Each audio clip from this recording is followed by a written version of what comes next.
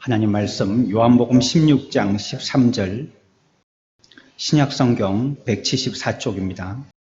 그러나 진리의 성령이 오시면 그가 너희를 모든 진리 가운데로 인도하시리니 그가 스스로 말하지 않고 오직 들은 것을 말하며 장래의 일을 너희에게 알리시리라.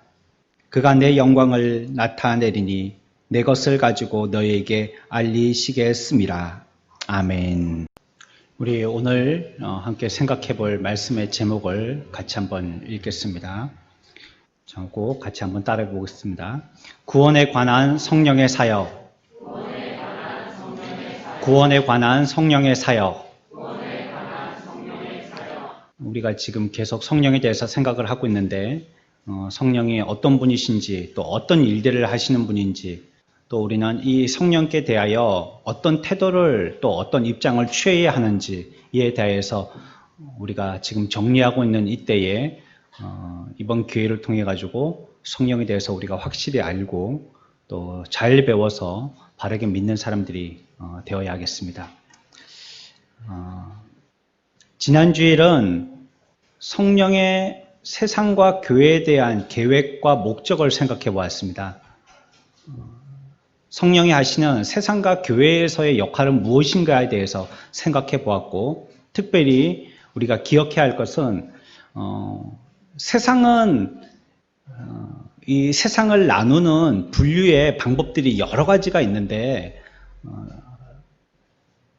성경은 우리들에게 제시하는 인류에 대한 분류법, 사람을 분류하는 분류법을 두 가지로 나눈다라고 우리가 지난주에 생각해 보았습니다. 그 한 가지가 바로 세상이고 또 그 나머지 한 가지가 교회라고 이렇게 생각하였습니다. 교회와 세상으로 나뉘어져 보게 되는 것입니다. 성령을 얘기할 때 이 세상과 또한 교회를 먼저 언급하는 것은 이 성령께서 하시는 이 역할들이 이 두 분류 모두에게 중요한 역할을 하고 또 이 두 분류와 직접적인 관계가 있기 때문인 것입니다. 우리가 혹 오해하기로는 성령은 교회에만 역사하시는 영이시고 교회를 떠나시면 교회 밖과는 전혀 상관없는 영으로 오해하기 때문이기도 합니다. 그러나 분명히 우리가 지난주에도 배웠지만 성령은 세상과 교회에 모두 은사적으로 역할을 감당하시는 그러한 분이십니다. 세상에 대해서는 어떤 역할을 하신다고 그랬죠? 성령이 세상에 대해서는 어떤 역할을 하신다고요? 책망을 하신다고 배웠죠? 우리가 지난주에 배웠습니다.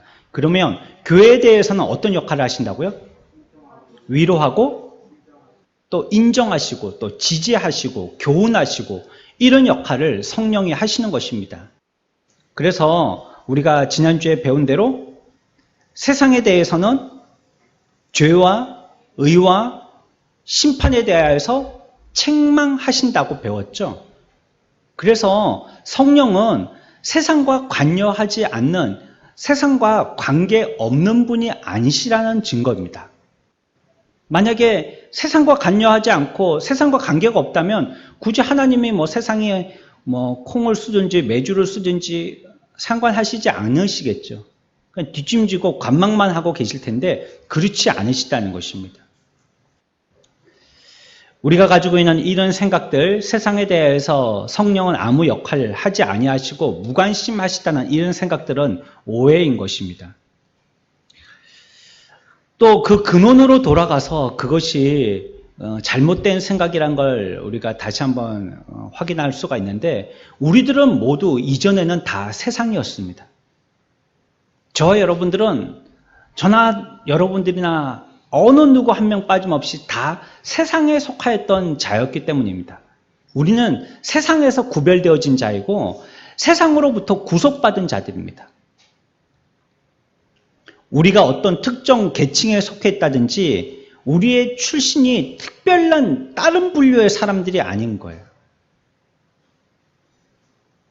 우리는 예수 믿어야 할 특별한 하나님의 선택받은 유대인들이 가지고 있던 그 유대 민족주의와 같이 우리들은 나면서부터 태생적으로 구원받을 특별한 특별한 민족이고 특별한 종족이 아닌 것이에요.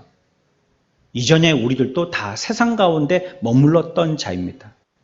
동일한 한 부류와 동일한 한 본질에 속해 있던 저와 여러분들의 과거의 모습입니다.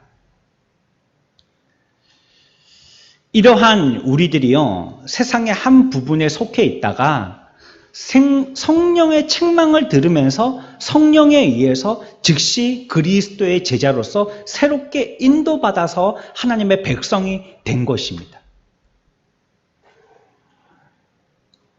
왜 우리들을 구원하셨습니까?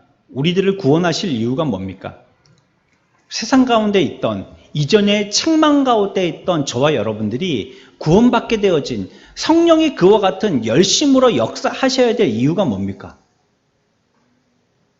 무엇에 근거해서 성령은 우리들을 이와 같이 애써서 구원시켜야만 하셨습니까? 무엇 때문입니까? 그의 근거는요, 우리의 행함이 아닙니다. 우리가 익히 알고 있는 대로 앞에서 말씀드린 것처럼 우리의 배경이나 출신 때문도 아니고요. 우리가 뭐 착한 일을 했기 때문도 아니고요. 우리가 열심히 교회 나왔기 때문이거나 우리가 하나님 앞에 뭐 돈을 싸질머지고 와서 하나님 앞에 많은 헌물이나 예물을 바쳤기 때문도 아닙니다. 이런 것들은 다 예외인 것이에요. 주변의 것들이에요.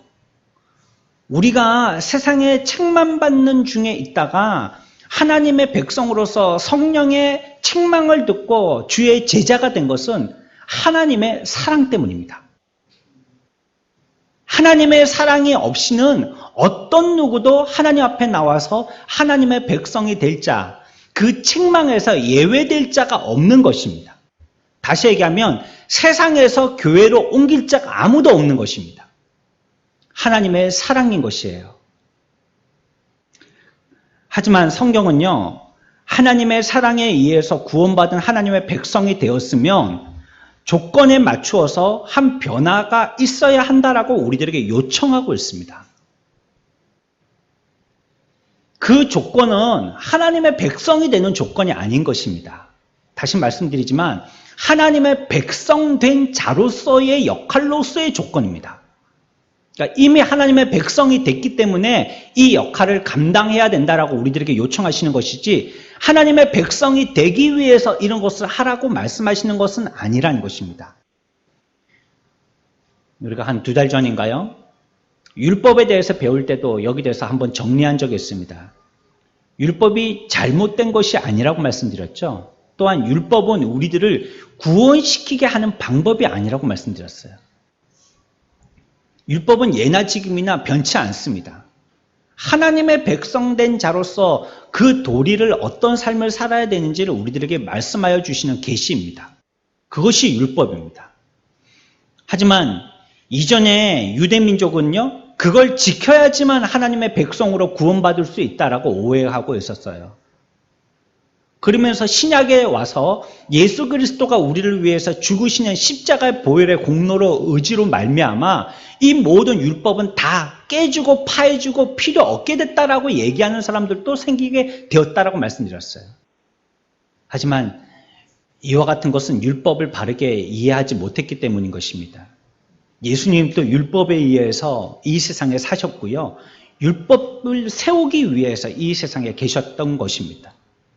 그것처럼 오해하지 말아야 될 것은 우리가 구원받은 백성이 되기 위해서 무엇을 하는 것이 아니고요. 구원받은 백성이 되었기 때문에 하나님의 요청 가운데 있는 것입니다. 특별히 데살로니가 후서 2장 13절에서는요. 하나님이 처음부터 너희를 택하사 성령의 거룩하게 하심과 진리를 믿음으로 구원을 받게 하심이니 라고 얘기하고 있습니다. 다시 한번 읽겠습니다. 하나님이 처음부터 너희를 택하사 성령의 거룩하게 하심과 진리를 믿음으로 구원을 받게 하심이니. 하나는 변화를 일으키는 주체를 얘기하는 것이고요. 다른 하나는 변화를 일으키는 도구를 얘기하는 것입니다. 다시 얘기하면 성령이 주체이고 진리를 믿음으로 하는 이 진리의 믿음이 그 수단인 것입니다. 그래서 우리가 구원받게 되어져서 하나님의 택한 백성이 되어진 것은 이로 말미암아 성령에 의해서 진리의 믿음으로 그 사람을 구원받는 거룩한 백성이 되게 한다라고 말씀하는 것입니다. 그래서 성령은요, 우리의 구원에 매우 중대한 직무를 감당하시는 분이십니다. 우리가 믿고 난 다음에 성령이 우리들과 함께하여 주셔서 믿은 사람을 보호하고 관리하는 입장 정도가 아니라 이 구원의 직접적인 관여자가 되셨다는 것을 성경이 얘기하는 것입니다. 주 예수님께서 우리를 위해서 죽으신 이 구원을 각 개인에게 적용하시는 일을 이 성령께서 하시는 것입니다. 그래서 우리가 구원에 대해서 심판받을 만한 자, 또 책만 받을 만한 자, 또 관망자가 아니라 구원에 대해서 참여자가 되도록 하시는 분이 바로 성령이시다라고 우리들이 성경을 통해서 우리들은 배워야 하는 것입니다. 죄라는 것을 질병으로 얘기한다면요, 하나님께서 치료책을 제공해 주신 것입니다. 또한 그리스도께서 그 치료책을 가지고 계신 것이 되는 것입니다. 치료책을 내신 분이 하나님이시고 그 치료의 방법을 가지고 계신 분이 바로 예수님이신 것입니다. 그런데 이 치료의 방법을 복음을 통해서 모든 죄인들에게 값없이 제공된 것입니다. 복음은 그것을 선언하는 것입니다. 하지만 그 치료책이 성령이 아니면 어떤 누구에게든지 적용되지 않는다는 것입니다. 치료의 방법은 있어요. 그리고 그 치료의 방법을 백신과 같이 예수님이 가지고 계세요. 그리고 복음은 우리들에게 예수님께 오면 치료책이 있다라고 우리들에게 알려주었어요. 그러나 성령이 함께하여 주시지 아니하시면 그 치료책을 내 것으로 삼을 수 있는 자가 아무도 없다는 것입니다. 그래서 구원의 이 성령의 역할은 그 치료책을 내신 분, 또 그 치료책을 갖고 계신 분, 그것이 치료책이라고 말씀하신 이 모든 복음의 전반적인 것을 우리가 적용하고 참여해서 내 것 되도록 하시게 하시는 분이 바로 성령이시다라고 얘기하는 것입니다.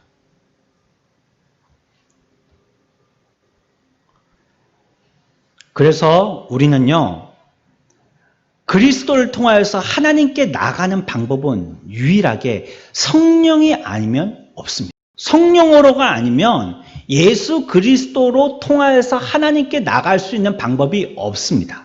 그리스도께서 죽지 않으셨다면 성령이 우리들에게 주어지지 않았을 것입니다. 죽으시고 부활하시고 약속하신 대로 승천하셨기 때문에 보내시겠다 하신 성령을 우리들에게 보내주신 것입니다. 그러니 구원은 주 예수 그리스도의 죽으심이 없이는 불가능한 것입니다. 그러나 이와 동시에 성령께서 역사하시지 않으셨다면 그리스도의 죽음도 헛일이 되고 마는 것입니다. 주님의 죽으심이 있으셔야지만, 이것을 통하여서지만 성령이 우리들에게 주어졌을 것이죠. 그것처럼 성령이 역사하시지 않는다면 그리스도의 죽음도 우리들에게는 무의미한 것이 되고 마는 것입니다.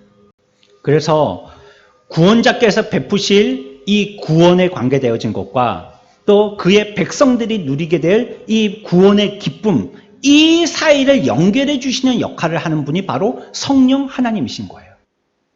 굉장히 중요한 역할을 하셨죠. 우리들은 예수 그리스도만 그림으로 그려가지고 이분이 우리의 가교의 역할을 하셔서 우리가 하나님께 나갈 수 있게 됐다라고 배웠지만, 사실 그 길을 가도록 하는 것은, 그분이 길인 것은 분명한데 그 길을 가도록 하신 성령의 역사가 아니고는 그 길도 우리에게는 무의미하다는 것입니다. 세상을 보십시오. 예수를 모르는 사람이 있나요? 교회에서 뭐 하는 곳인지 모르는 사람이 있나요? 다 알고 있습니다. 어린이들 잃는 위인 정기 가운데에도 위인 중에 한 분으로 예수님을 얘기할 정도입니다. 그래서 다 알고 있어요. 예수가 어떤 분이라는 걸. 하지만 그것을 읽고 안 사람들이 다 구원받았나요? 그렇지는 않습니다. 매우 소수, 그 중에서도 시험과 환난 가운데에서 겨와 같이 다 날아간 사람들 외에 알곡으로 남은 그 중에서도 매우 더 적은 소수만이 주님을 우리의 구주로 믿고 주님 앞에 나와서 예배하고 그분을 섬기는 삶을 살면서 성화를 이루어서 영광스러운 삶에 이르기까지 소원을 가지고 살아가게 되어지는 것입니다. 근데 그것은 무슨 어떤 특별함이 아니라 성령이 하시기 때문입니다. 성령이 하심이 아니시면 어떤 길로도 우리들은 갈 수 있는 것을 알지만 갈 수 있지 못하는 것이에요. 그렇다면 우리가 예수 믿으면서 이루어내는 성화라는 것은요, 성도들에게 새로운 세계관을 심는 것입니다. 세상의 세계관을 포기하고요, 하늘나라의 세계관을 심는 것입니다. 또한 새로운 삶의 원리를 적용시키는 것입니다. 성화는요, 성화라는 것은 그런 것입니다. 새로운 세계관과 새로운 삶을 우리 가운데 심는 것입니다. 또 우리 가운데 새로운 소망을 가지게 하는 것입니다. 돈이 소망이었고 취직이 소망이었고 우리의 대기업에 들어가는 것이 우리의 소망이었고 사람들 앞에 유명해지는 것이 우리의 소망이었다면 우리의 소망이 이제 바뀌는 것입니다. 그렇게 하면서 우리의 습관들도 바뀌죠. 이전에는 매날 세상의 친구들과 함께하여서 세상의 방법으로 세상의 유흥을 즐기던 우리였지만 이제 우리의 습관들도 바뀌게 되는 것입니다.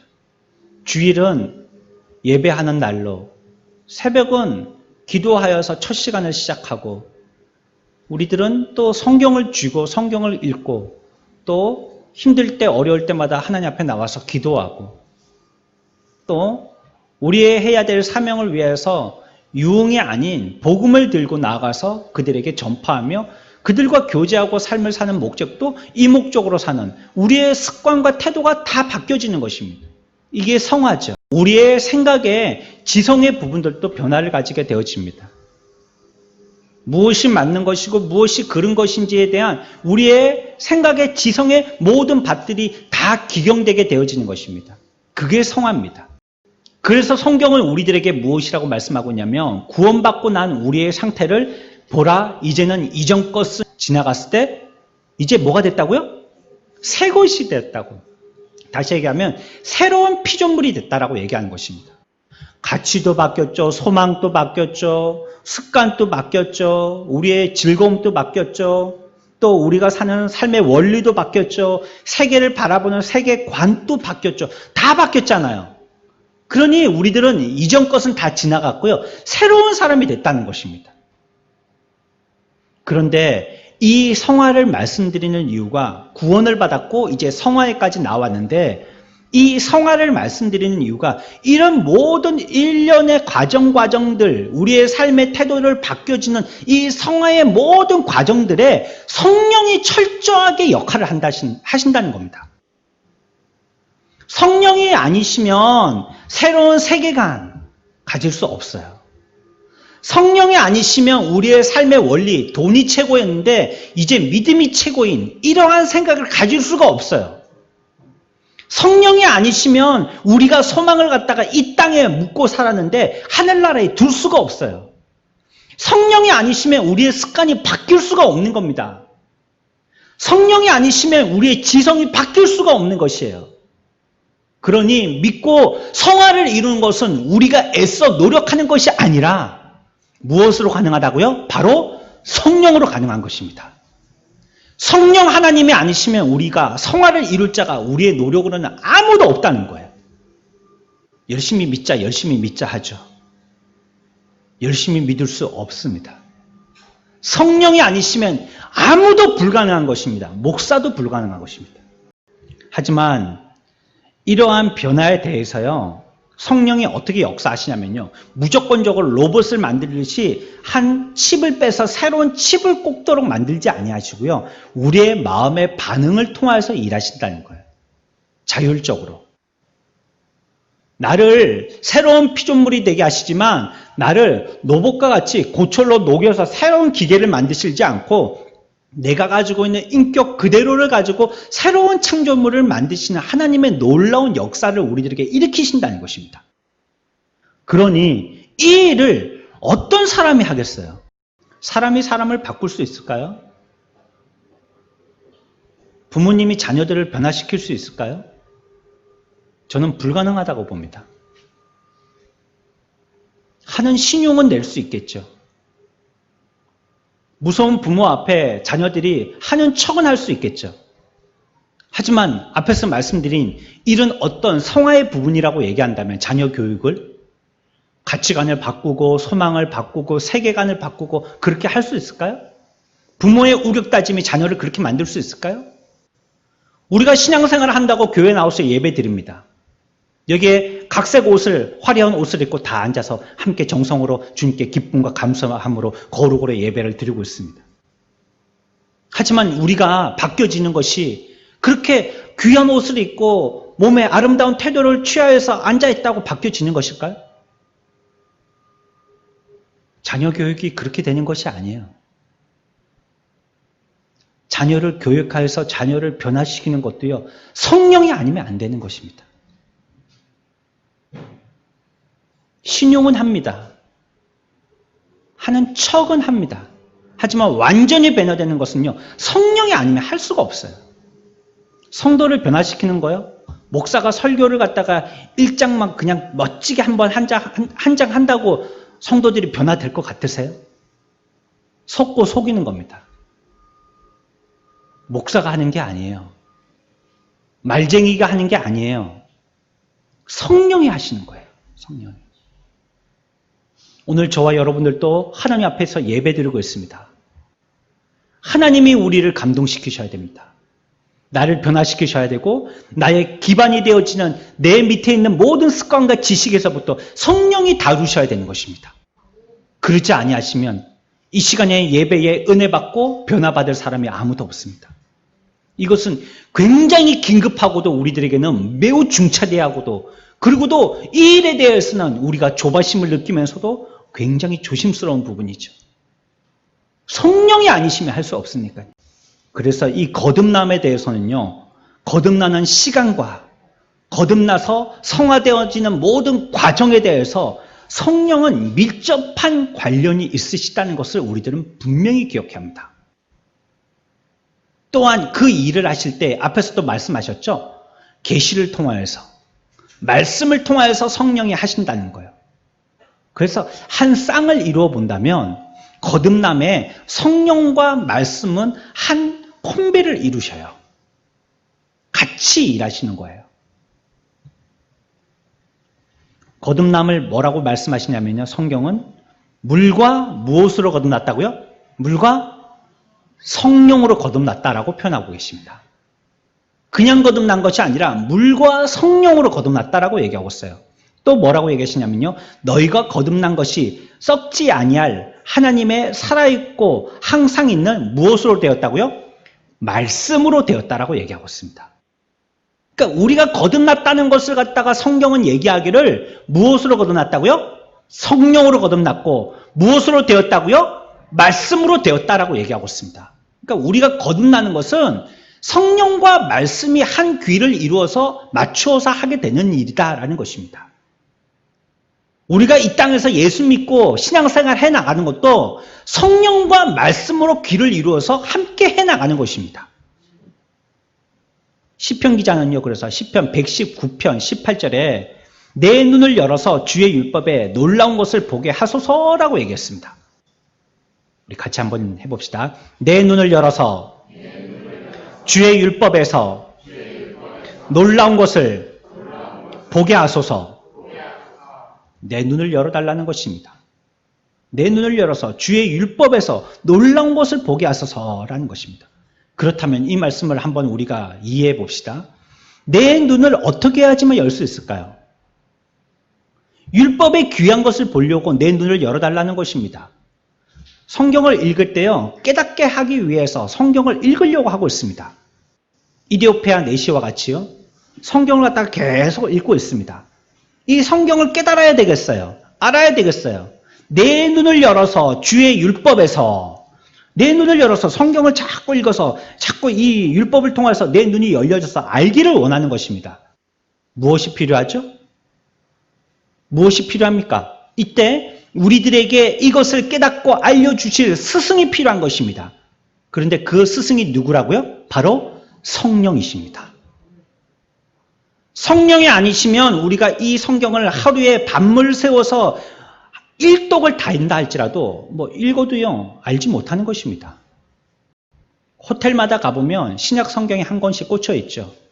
그 전통입니다. 그게 각 나라의 불교 호텔에도 꽂혀 있으니까요. 세계 어떤 호텔이든지 웬만한 호텔에는 다 객실에 자기 호텔 아니면 주변 관광지 아니면 자기 건물 이런 소개 책자와 함께 성경이 함께 꽂혀 있습니다. 그 성경을 읽는 사람이 있지 않겠습니까? 하지만 읽는다고 그것을 다 이해하고 깨닫는 것은 아닌 것이에요. 누가 계셔야지 된다고요? 성령이 계셔야 되는 것입니다. 그래서 내 눈을 열어서 주의 율법에서 할 때 성령이 필요하다는 고백입니다. 주님, 이 말씀을 붙들고 내가 읽을 때에 성령을 통하여서 깨닫게 하여 주십시오 라는 고백인 것입니다. 하지만 주의 법에 기이한 것을 보게 하소서라고 얘기하고 있죠. 이 받은 교훈을 말씀에서 계시되게 해달라는 거예요. 성령을 통하여서 이 말씀을 보았어요. 그 본 말씀이 깨달아서 내가 어떻게 살아야 할지 알게 되도록 하시는 이 말씀이 되게 해달라는 것입니다. 그것이 주의 법에 기이한 것을 보게 해달라는 것이에요. 이 말씀이 어떤 말씀이고 어떻게 해석돼야 될 말씀이고 어떻게 이해돼야 될 말씀이고 오늘날 우리들에게 무엇을 말씀하시는 것이고 성령을 통해서 알게 되었습니다. 그렇다면 그 말씀을 통해서 우리들에게 어떤 교훈이어야 하는지 내게 어떻게 적용되어야 하는지도 알게 해달라는 것입니다. 그것이 바로 주의 법에 기이한 것을 보게 하소서라는 것입니다. 이게 시편 119편 18절의 말씀입니다. 다시 얘기하면 성경을 읽습니다. 하나님, 성경을 볼 때 이해할 수 있게 깨달을 수 있게 해주십시오.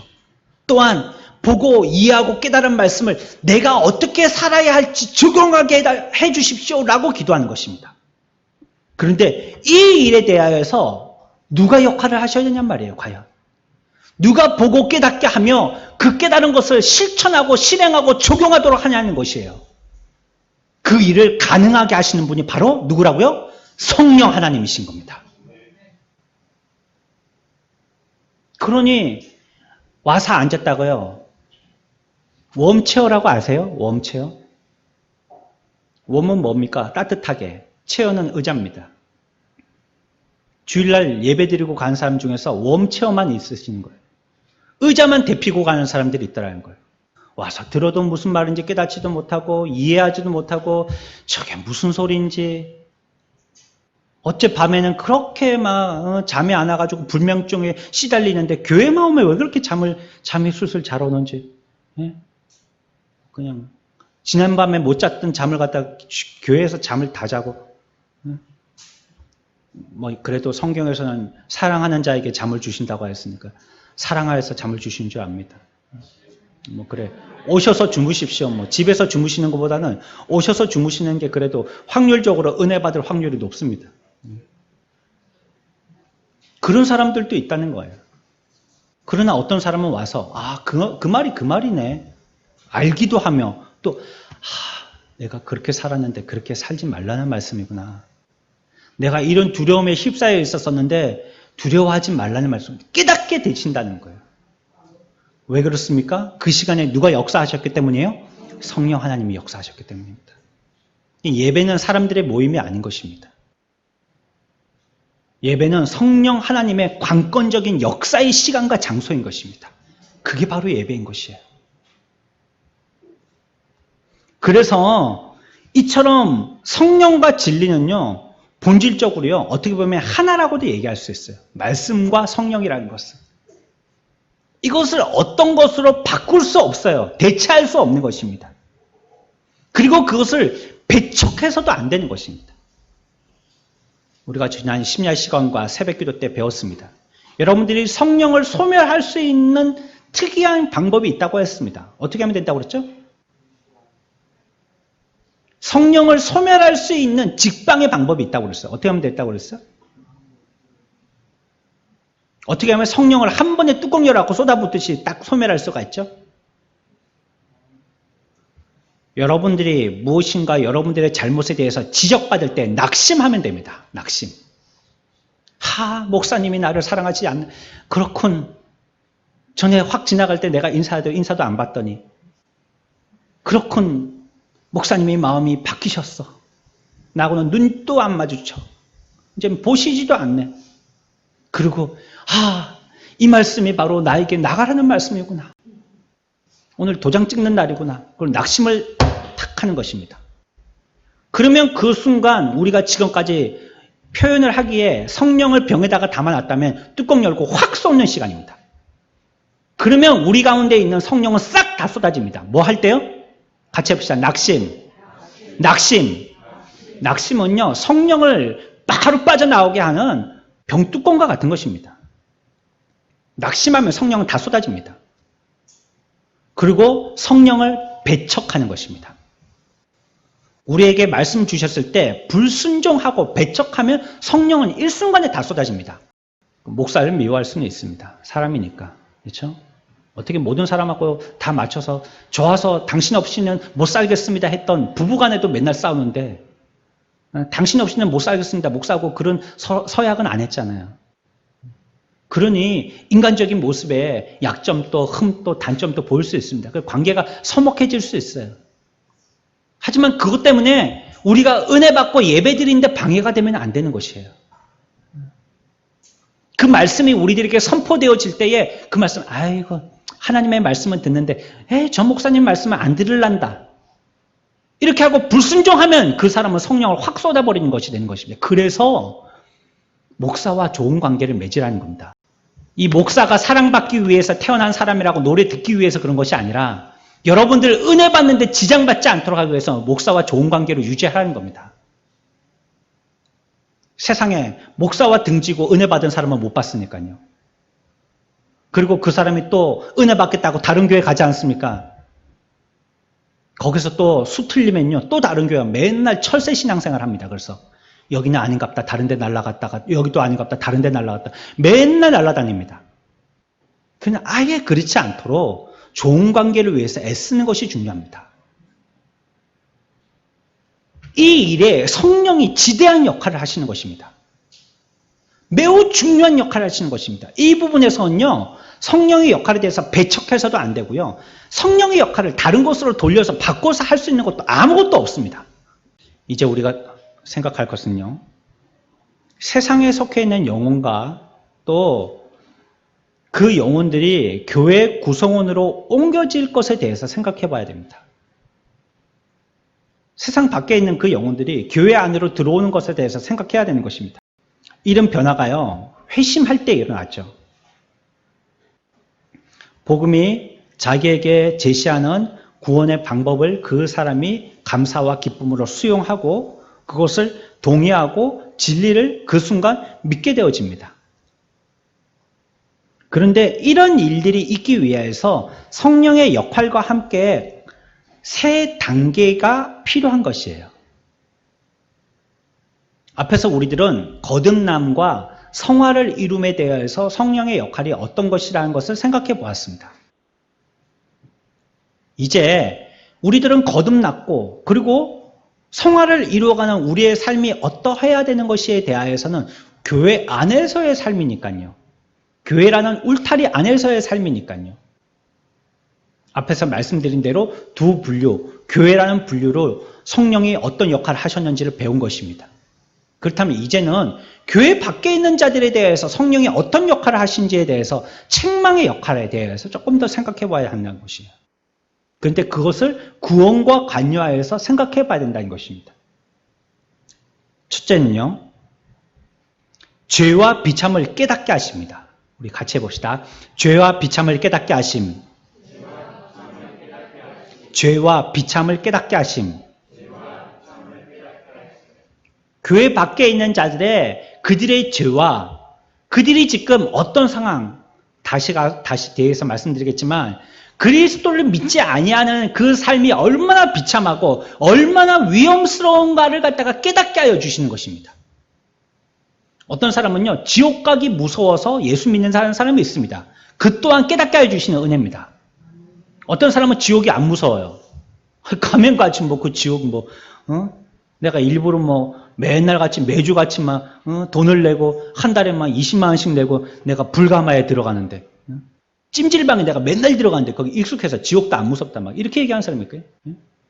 하도 찜질방에 갔고 한국 사람들은 지옥의 불을 갖다가 확 더 대표야 돼요. 한국 사람이 지옥 갈 때는. 난 지옥 가니까 한 개도 안 무섭다 이렇게 얘기하는 사람들도 있습니다. 그러니까 그 사람은 은혜를 못 받은 것입니다. 성령은요, 지옥이 두렵게 보이게 합니다. 두려워요. 정말로 두려운 것입니다. 여러분들 실감 날 때가 있죠?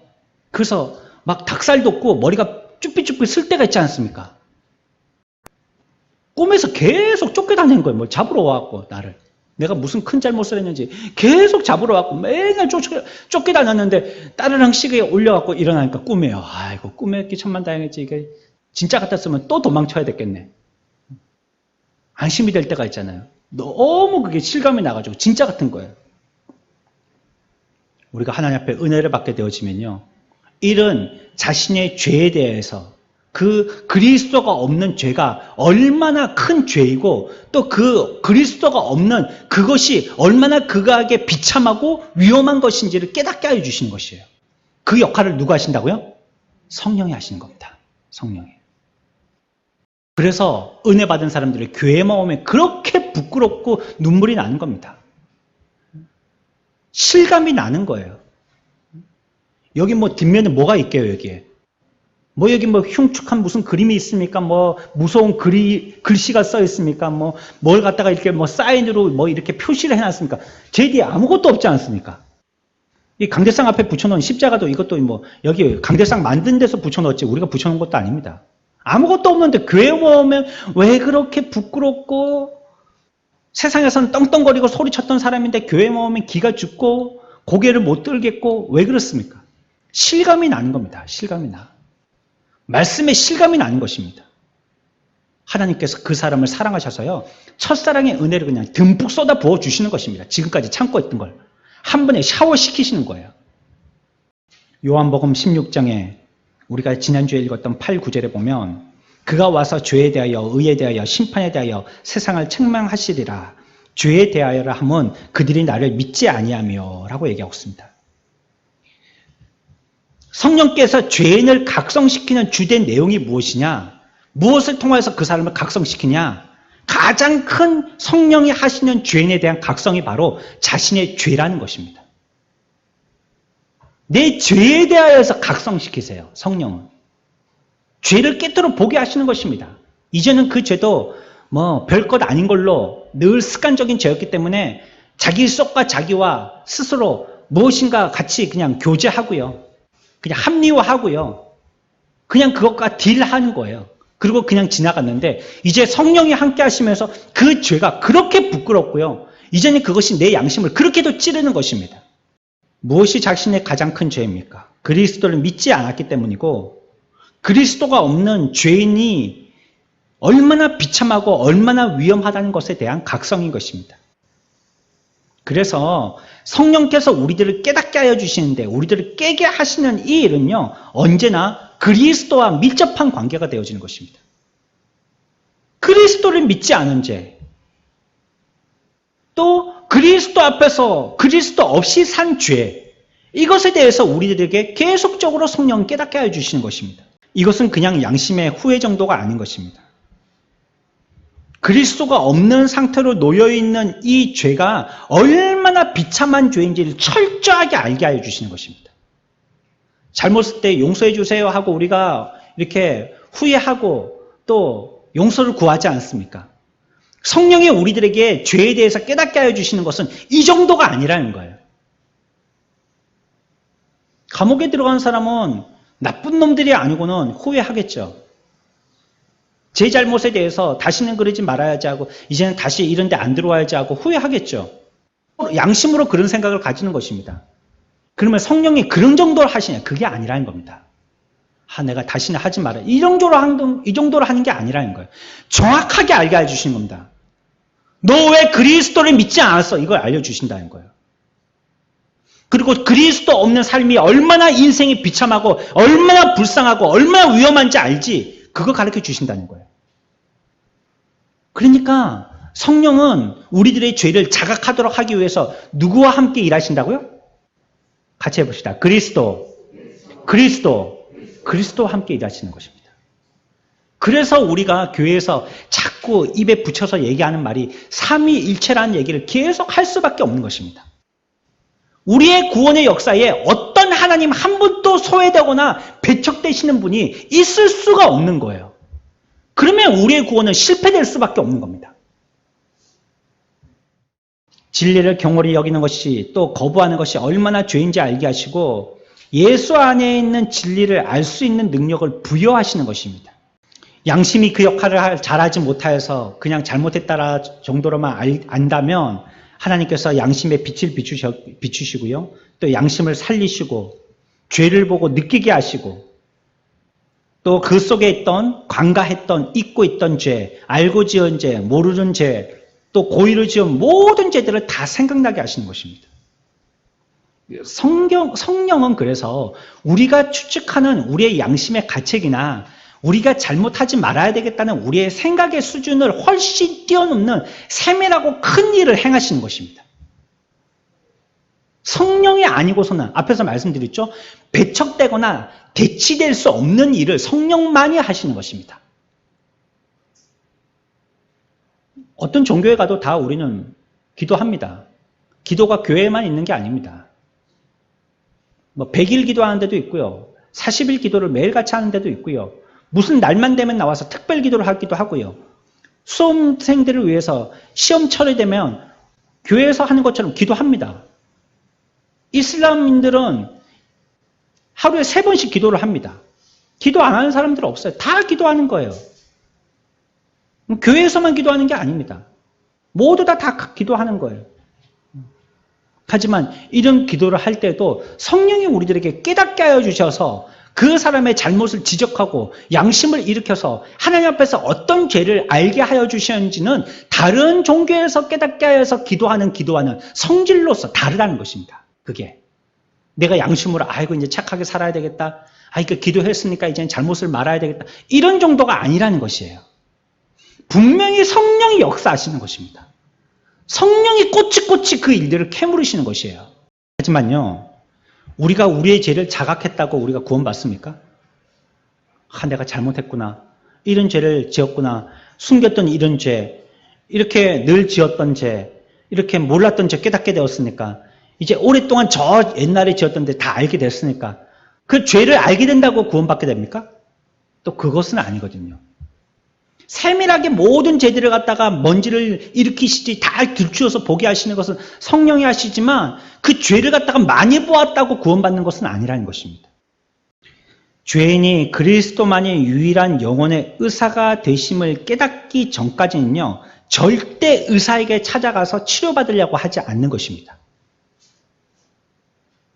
그분이 의사라는 것을 알지만 그분이 의사라는 것을 알고 가지 않으면요, 아무도 치료받지 않으면 병을 나을 자는 없는 것입니다. 결국 그 사람은 어떻게 되겠습니까?